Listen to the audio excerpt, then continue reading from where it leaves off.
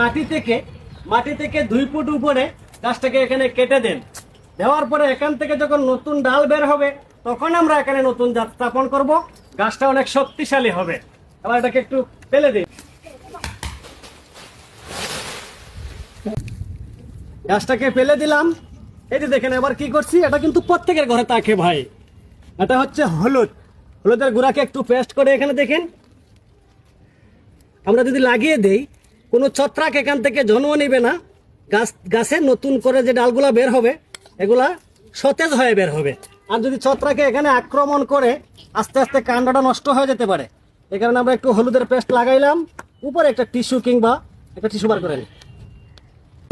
এইভাবে একটা পলি দিয়েও আপনি রাখতে পারেন।